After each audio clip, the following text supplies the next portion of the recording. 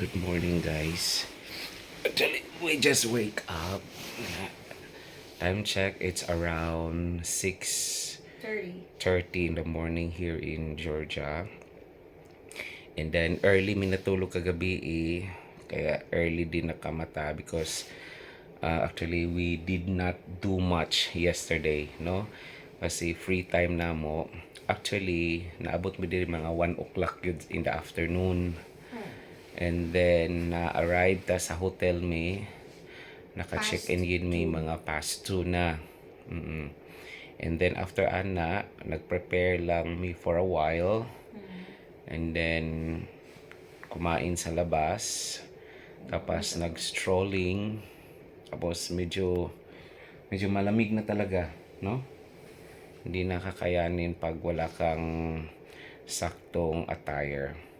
So after na mo kumain, mga 4 in the afternoon, bumalik muna kami dito sa hotel. Natulog. Yeah, natulog talaga kami. Then nagising din tayo mga around 6 ng gabi. Ayun, nagbihis ulit. Tapos pumunta lang talaga kami sa isang mall dito.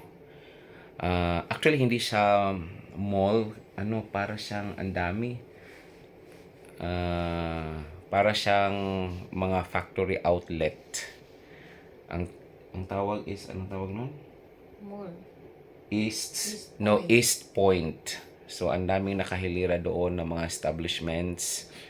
And then few things ang among target dito Ang una is to bumili kami ng winter boots ni Tyler ug ako kay di gyud magsilbi kung walay winter boot kung maglakaw-lakaw. Yung lamig niya nanunuot talaga, papasok talaga sa paano kung ordinary shoes lang ang suot mo. Then after nag-dinner me, and Tyler was so happy and amazed kaysa McDonald's diri sa Georgia, guys, na ay fish finger.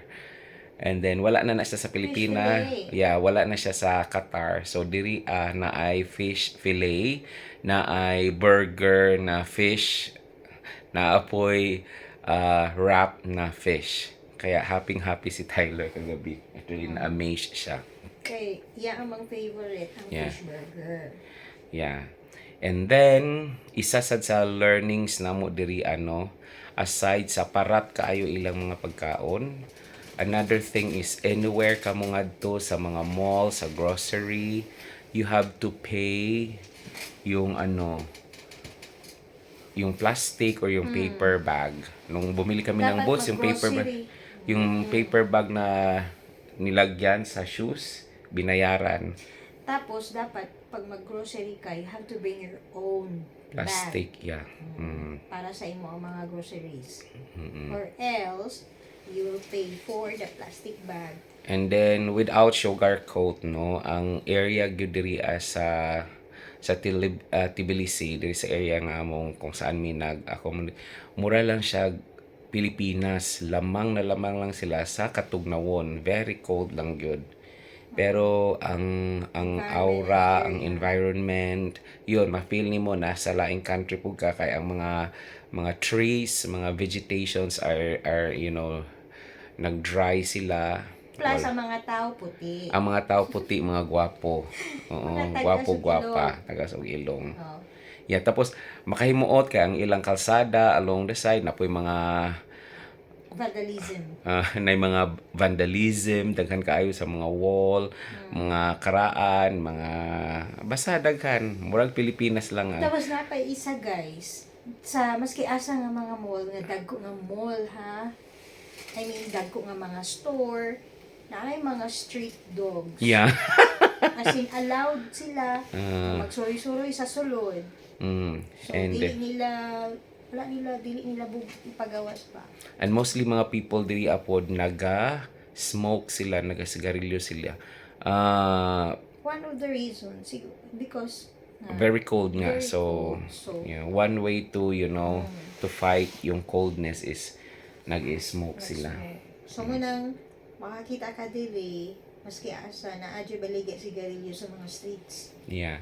Ilang daan po na kubak-kubak. Basta moral gid ang driving pod nila moral Pilipinas pod no. Mm-mm. So far yan lang ang mga observations o mga learnings namo kagabi or kagahapon. Thank you. Bye-bye. Maligo na kami kay mag-breakfast na.